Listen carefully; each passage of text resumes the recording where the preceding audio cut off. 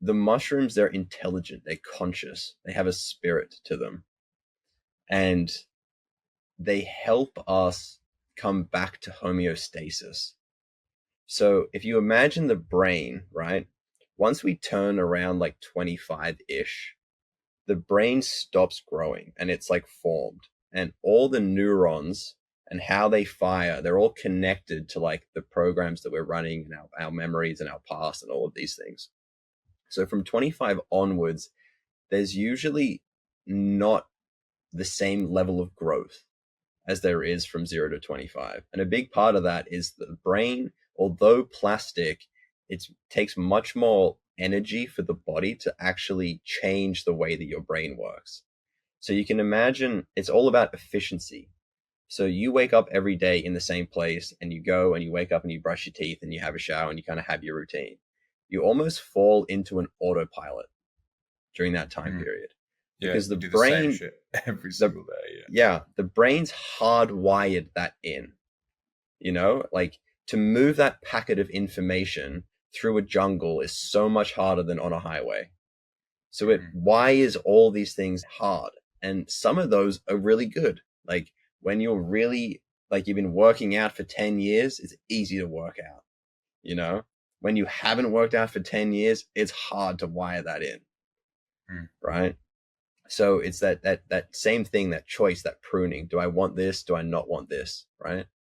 And what the psilocybin does is it goes in and it creates neuroplasticity in the brain. So it allows more areas to start connecting, like especially across the left and right hemisphere. And it also just very subtly like lowers the blood flow to the amygdala, which is our fight or flight fear response.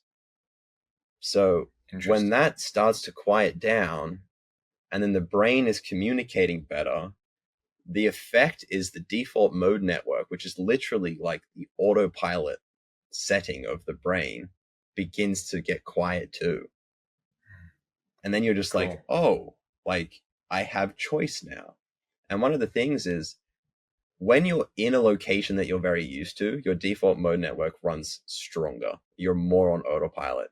People go traveling and they go, I found myself traveling.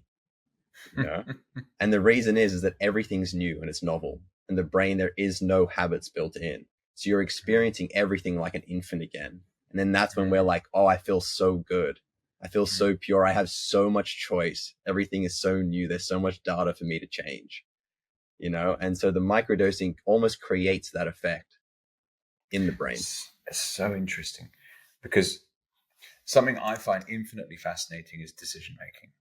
And what I'm beginning to realize more and more is that good decision making is driven by one's mindset, and you can invest in your mindset.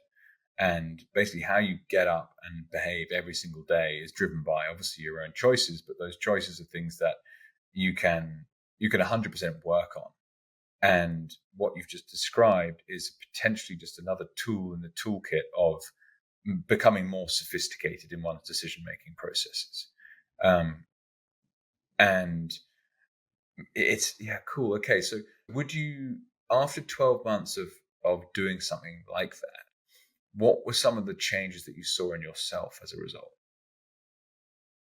Yeah. Well, I mean, through that, it's so individual to some degree, Of course, because as these things arise and it's like, I'm getting more choice. It's like the things that, the places where I fall short are so different than where we all fall short as individuals to some degree, so the things really, that we want to work on are different.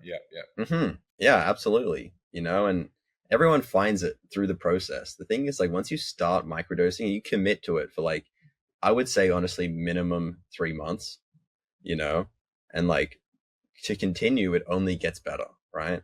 And it isn't this addiction thing, this idea of, I don't want to become addicted to this. It's literally just this tool for balancing. And as soon as it's no longer a tool and it becomes a crutch, it just stops working because the spirit leaves you. Wow. And so is that what happened? Essentially, you got to about the 12-month mark and you're like, this isn't really doing anything for me any longer. No, I actually was just like, I'm going to just take a break and integrate everything and kind of see where I'm at to some degree. But you did, like you said a word before, responsibility, right? And Mhm. especially as a man, there's not much in life that gives you more meaning than taking on responsibility in a strange kind of way. Like what gives us purpose. And I mean, not everyone, but a lot of people see responsibility as like, how do I put this weight on my shoulders? You know, like Mhm. responsibility is this heavy thing. But when you break the word down, it's responsibility, right? It happens in the now, always. How good is my ability to respond now? Yeah, the phonetics of it. Now you sit there and say that I've never broken it in half like that. Wow. And so, what do you mean? The ability of the microdosing helps you to improve your response ability. Hmm. Yeah, it helps you respond better. You're less in your like your autonomous mind. So like someone would say something and you'd usually get triggered. Anger arises and then you fall Yes. into this way of reacting. Like the past is cycling, right? Whereas like we want to like respond, you know?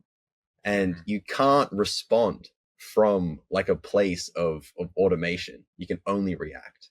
So as the microdoses creates more plasticity in the brain and we get better like regulation over our emotions and what triggers us, our ability to respond improves so much. And then over time, you have this plasticity in the brain, but what ends up happening is called neurogenesis. And neurogenesis is now that we're firing these new pathways, it actually helps solidify them. So once we choose the new choices and the new habits and the new way that we want to interact with the world, it helps us actually lock that in. So then when you stop microdosing after a year, like you don't need it ever again for the rest of your life. You know, like you got the upgrade.